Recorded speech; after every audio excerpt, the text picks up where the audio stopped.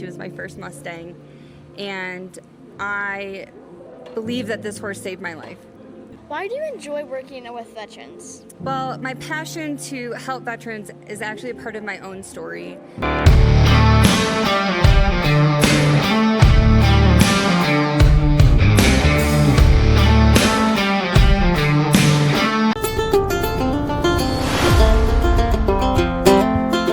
All right, guys, welcome out to Worth the Ride. I'm Peyton Fisher, and I am the greatest adventurer in the world. I'm taking my family 4,000 miles all the way across America on horseback.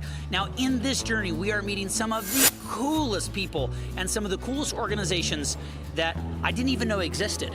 We're gonna be talking to Amanda here, and Lily, our guest speaker, Lily, is gonna be asking her to introduce herself. Hi, Amanda. Can you tell us a little bit about yourself?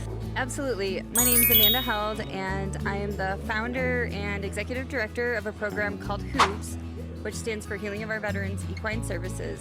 And we're based out of Northwest Ohio. We offer a 5-day healing intensive program to veterans nationwide at no cost. That's incredible. Thank you. Okay, Amanda. When did you start falling in love with horses? I'd like to say that horses were in my DNA. My parents were city folk. I grew up in the city, but from about the age of 3 years old, I just started talking about horses and I never stopped. So I was lucky enough that my mom supported that passion, and I like to say that that was my gateway drug into the life of horses. Now, how did horses, equine therapy, did it fall into your lap? Did you jump in and say, oh, I'm gonna do this from a passion? Like, how do you fall into this?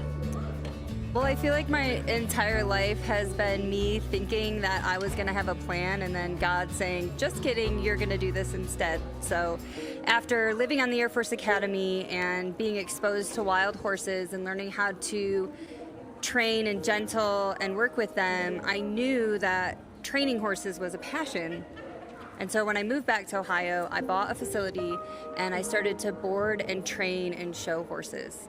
And what happened is I realized that my heart wasn't in the industry, and I didn't like a lot of things that I was seeing, and it just didn't feel congruent. But we had built a huge program. We had 40 horses within 6 months of our program. I had a full lesson program, and I just felt like I wasn't doing God's work, and I shut the entire thing down. I had no idea what I was gonna do. And then all of a sudden I was on my way to give a demonstration on how to gentle Mustangs in partnership with the BLM. And I met a man. He called me out of nowhere and he said, hey, I need you to get this horse for me. Somebody dumped it off at the auction. Can you bring it home? I'll pick it up for you. And when he came to get this horse, which, funny story, he never got it. I still have this horse today. But he did come to visit, and he told me about equine-assisted psychotherapy and learning, and I had never even heard of it before. And the moment that he explained that it was actually to help people, the horses were helping the people, and it wasn't in a way that you had to ride or train them, I felt like this lightning bolt through my body, and I just knew in that moment that that's what the rest of my life was going to be dedicated. And how many years have you been doing it for? Oh my gosh, that happened in 2009, so a little while. Why do you enjoy working with veterans? Well, my passion to help veterans is actually a part of my own story. I joined the Air Force in 1999. I did 4 years on active duty, and it wasn't my military experience that was hard for me. It was my transition. It was leaving the military. I did not do well with the transition, and I didn't really find any resources that were helpful to me. And I remember it coincides with my relationship with Mustangs, but when I got out of the military, I got out to stay at home with my kids. I wasn't doing well. I didn't feel that same purpose, and some of the trainers at the Air Force Academy equestrian program talked me into gentling a wild Mustang. Her name's Shelby. She's still at my farm. She's 24 years old. She was my first Mustang, and I believe that this horse saved my life.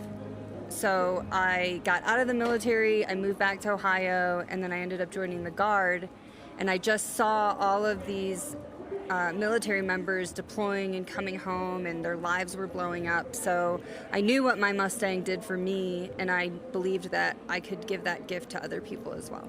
So what do some people not understand about PTSD? PTSD. I think one of the biggest misconceptions about PTSD is that people are always in control of their responses or of their emotions. It's a silent illness, and so I think a lot of times people think, number one, that you look fine, you look normal, you don't look disabled, it doesn't look like anything is wrong with you, so they hold an expectation of you to behave in a certain way. And I think this parallels with the Mustang so accurately, because Mustangs are kind of the same way, right? They just look like horses, and so we adopt these Mustangs, but they have different stuff going on inside of them, and if we don't acclimate to that, then we get different responses, and that can be upsetting for people. And then I think kind of a polarity of that is sometimes people think that just because you have PTSD, that they may accidentally trigger you and you're gonna have some crazy behavior. So I feel like people have a tendency to walk on eggshells around veterans that are diagnosed with PTSD, and that can be one of the most frustrating things for them because they feel like they're being treated differently. Okay, Amanda, you talked about you had prior military experience. Can you talk about that a little bit? Sure. I joined the military right out of high school, and I did 4 years on active duty, and I really felt like, for me, being part of something bigger than myself and just the confidence and the training really was one of the highlights of my life. I didn't go to combat or anything like that, so it was a great experience for me. What's interesting about my military career is I have always found myself ending up in a place of service. So I was in an administrative role, but my first duty station was working with the combat control, pararescue, EOD guys, and I quickly learned in my military career that you become invaluable when you can help the people, when you can support the people doing the hard things, you can enhance the mission. And I think I carried that throughout my military career and always kind of found myself getting taken along because I got really good at taking care of people.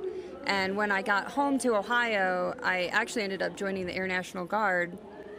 And then I ended up working with the pilots. So I learned how to take care of the pilots. And then I worked in security forces, and I learned how to take care of the security forces guys. And it led me to my time as a first sergeant.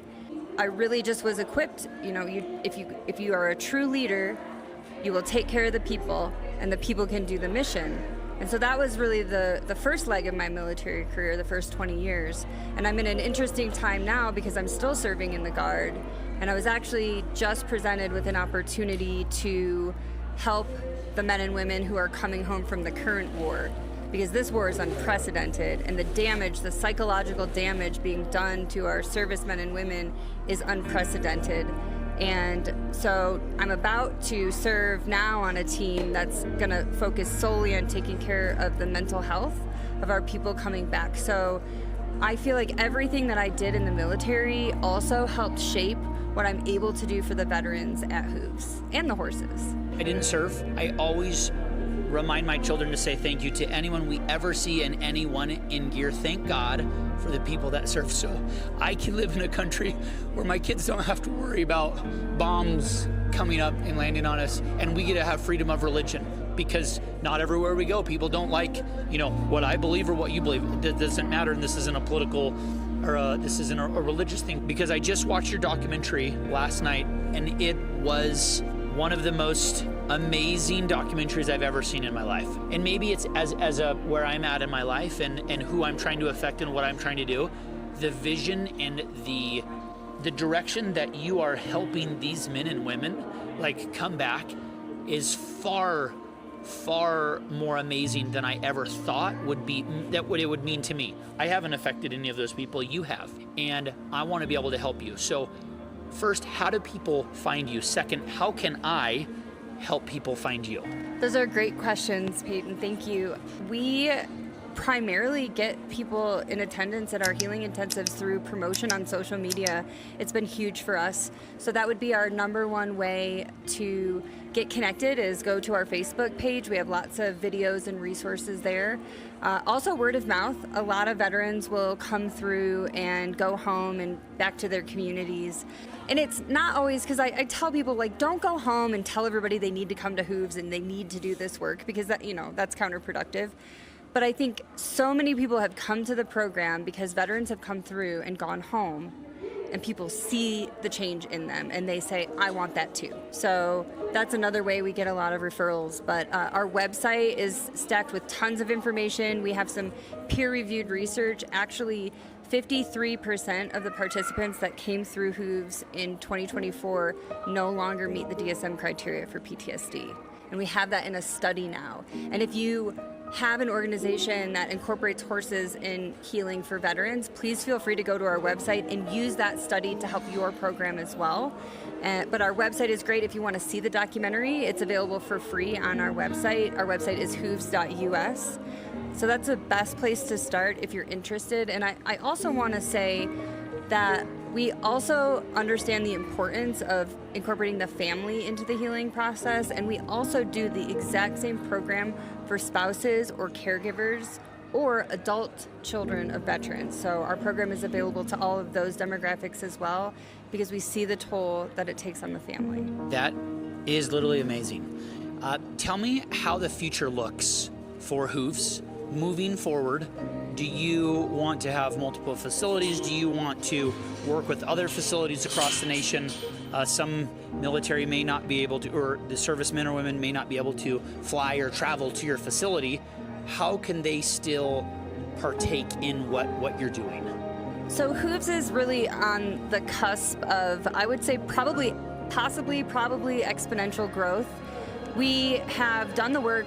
We have proven that this model, this program works, and now our goal is to get it spread as far and wide as possible. We are so collaborative. We want to work with other people.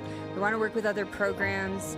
So it's looking like, and I always say, like, Hooves, this program, God, it's all kind of creating itself through me. So I really just try to see where the need is, see where the opportunity is, and really flow with that. But I'm getting so many people that are reaching out to me.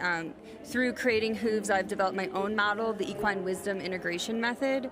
So I'm certifying people now in that training model, and we're looking at chaptering in 2027. How did you come up with the name Hooves? Well, if you know anything about the military, we really speak in acronyms. So I knew that when I was going to make a name for the program, I knew it had to be an acronym.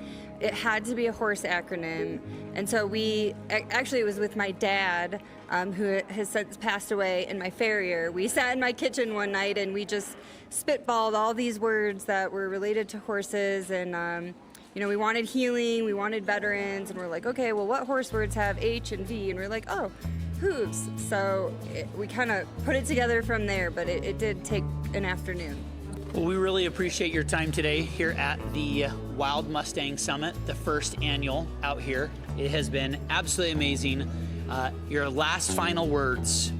Tell us how you want to impact the world in the next 30 seconds. How you're going to, not how you will, how you're going to. I'm going to impact the world by making sure that healing with horses is available to every veteran in need. Awesome, thank you. And Thank your you so information, much. we're gonna put all your information down below. So if you guys have questions or comments, jump over on her social, follow her. You guys are on Instagram primarily? Yeah, primarily Facebook, but also Instagram. Facebook and Instagram. Okay, Lily, you had one last question. Thank you for your service. Thank you so much for your support. Thank you for your service. Thank you for your support. God bless your family. If you guys want to follow along with our journey riding across America, remember to hit that like button. Share this with somebody that you know that is suffering with mental health, so we can help take care of everybody, guys. We gotta love. That's what we do. Love you guys, and we'll see you guys on the next video. Bye!